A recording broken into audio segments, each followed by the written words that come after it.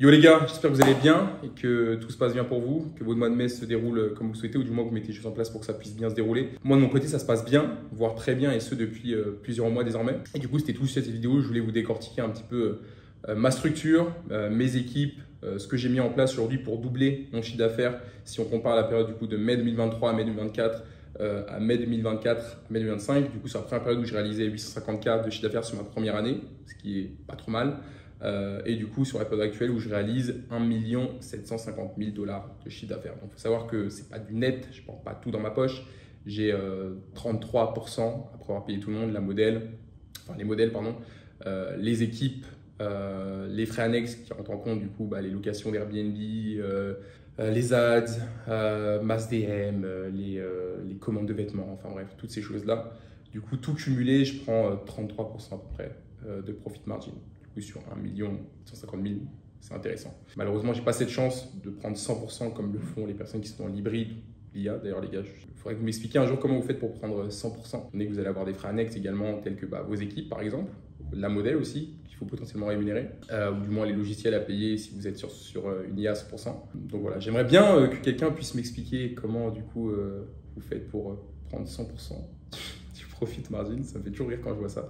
Mais non, bien évidemment, les gars, on ne peut pas prendre 100%, c'est pas possible. Vous êtes obligé d'avoir du coup des frais si vous voulez monter votre agence à plusieurs 5 chiffres, voire plusieurs 6 chiffres d'affaires. Donc voilà, on va décortiquer un petit peu tout ça et je vais vous montrer comment du coup vous pouvez appliquer la même chose au sein de votre agence et faire en sorte d'aller chercher les résultats que je vous présente actuellement. Donc je vais vous montrer dans un premier temps les chiffres que j'ai réalisés sur cette période du coup de mai 2024 à mai 2025. En chiffre d'affaires, on a atteint 1 500 000 dollars de chiffre d'affaires. Du coup, s'ajoute à ça quasiment 200 000 dollars avec Mime. Même un peu plus de 200 000 dollars, autant pour moi. Donc là, vous voyez, sur l'année 2025, on est à 72 000 jusqu'ici. Et donc, si vous prenez l'année 2024, vous faites un split par 2 de 320 000, 326 000, ça équivaut à 160 000 à peu près, un peu plus de 160 000. Du coup, vous ajoutez 160 000 plus 70 000. Je ne suis pas très bon en calcul, mais ça fait 240 000 supplémentaires. Donc, ajouter à ça, du coup, 1 500 000, ça fait quasiment 1 750 000, quoi. Du coup, ça, c'est ce que j'ai réalisé sur la période de mai 2024 à mai 2025. Et si on fait le comparatif de mai 2023 à mai 2024, on a fait un chiffre d'affaires de 600 000 dollars. Du coup, vous faites un split par 2 de 326 000, ce qui équivaut encore une fois à 160 000.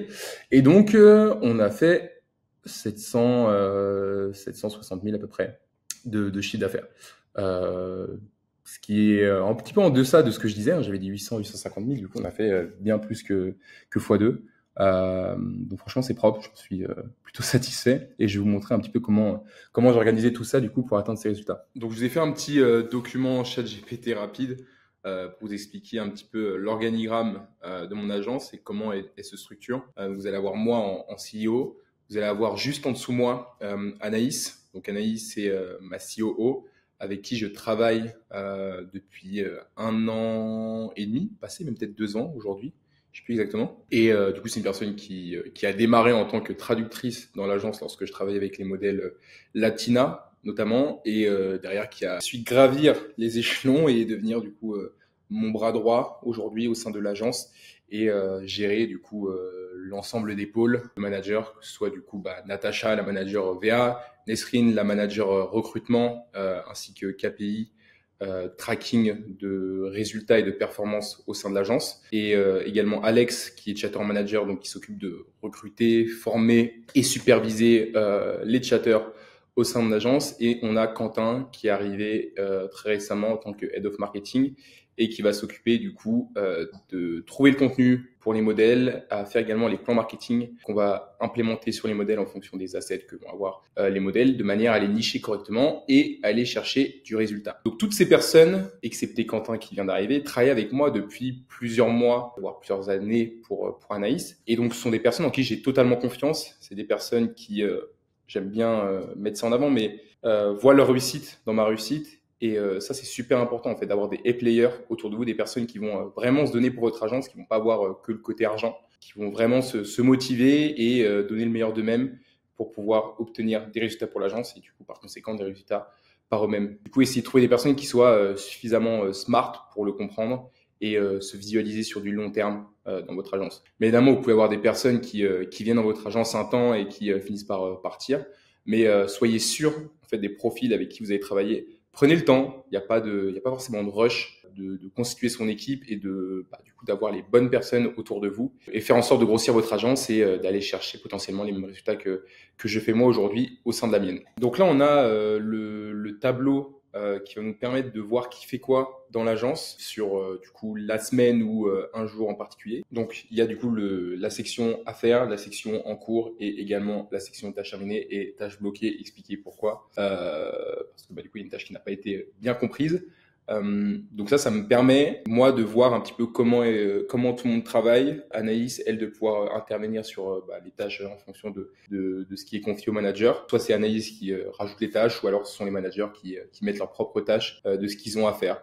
Je laisse l'autonomie aux gens de ce qu'ils ont à faire. On rapporte bien évidemment le driving de ce qu'il faut faire, mais après, une fois que du coup ils sont bien formés et qu'ils comprennent ce qu'ils ont à faire, il n'y a pas besoin de mettre des to-do list tous les jours de ce qu'ils ont à faire. En soi, ils mettent juste les tâches qu'ils ont à faire du coup sur la semaine ou sur un jour précis, une tâche qui est importante et qui nécessite du coup d'avoir un visu. Et du coup, de cette manière, on peut savoir si du coup la tâche est planifiée, est en cours ou alors est terminée.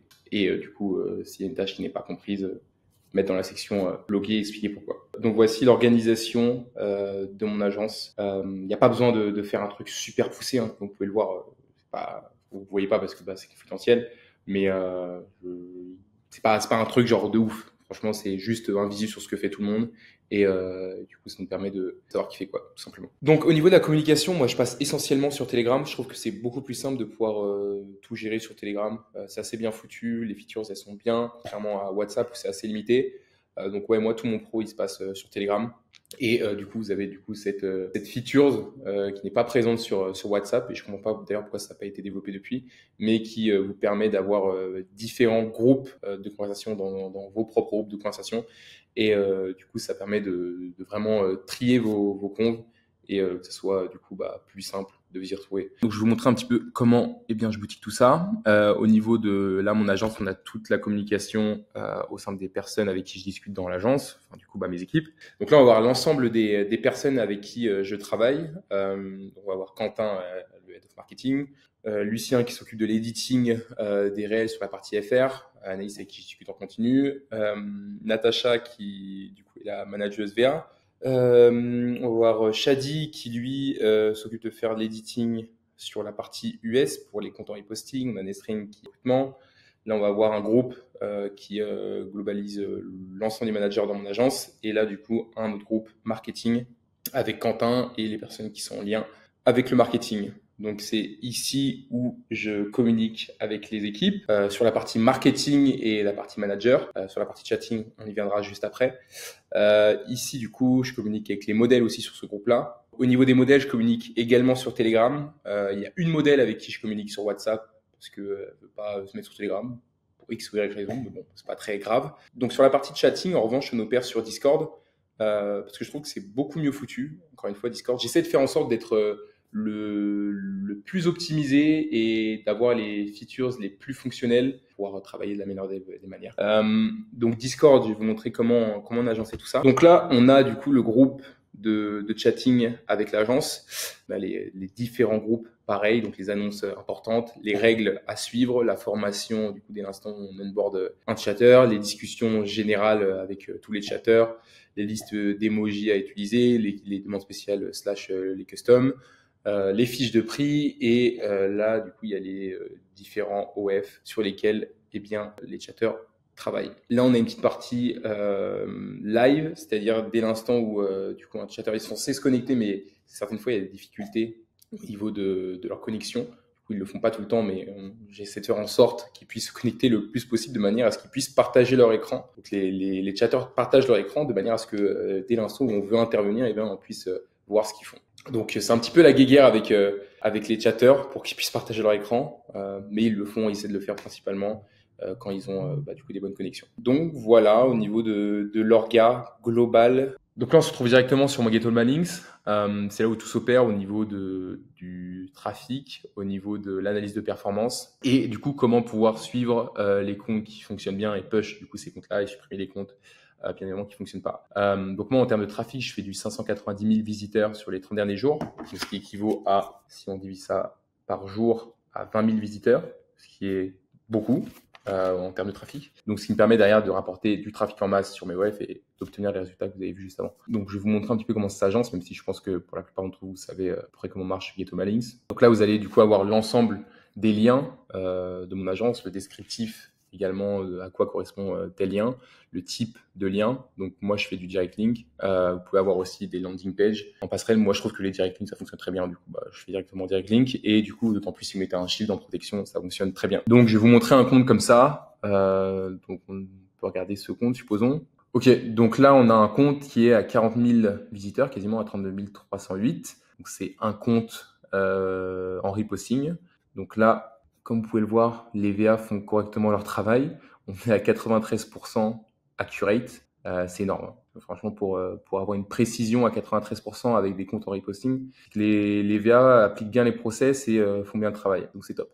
Donc, je ne vais pas faire tous les liens, sinon ça va prendre un temps monstre.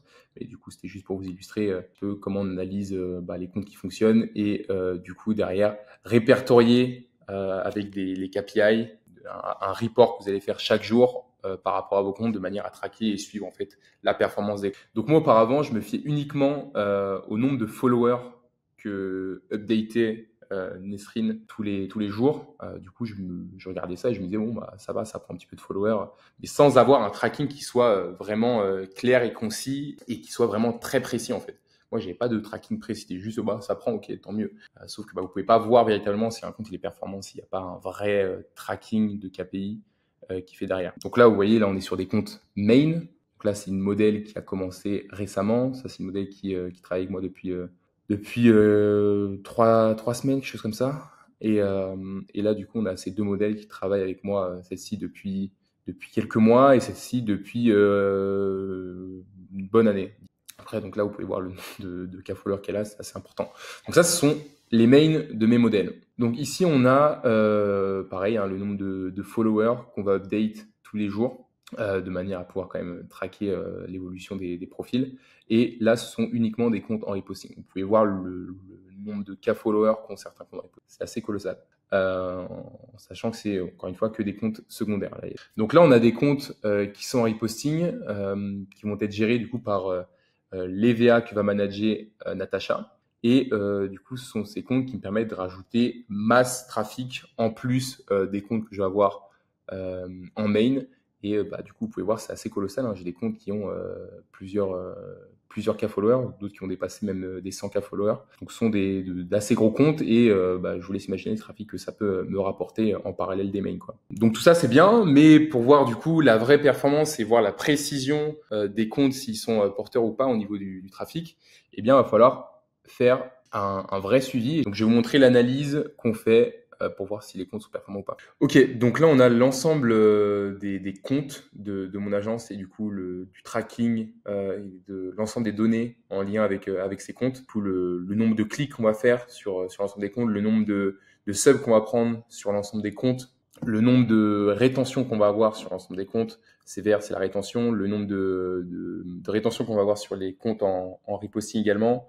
Le nombre de clics qu'on va avoir avec YouTube, le nombre de subs qu'on va avoir avec YouTube, le nombre de rétentions qu'on va avoir avec YouTube, le nombre de clics qu'on va avoir avec YouTube, le nombre de subs le nombre de clics qu'on va avoir avec Twitter, pardon, le nombre de subs qu'on va faire avec Twitter, également avec Reddit. Ça, je le faisais auparavant, maintenant je le fais plus. Comme vous pouvez le voir, c'était en 2024 que j'ai commencé, fin 2024.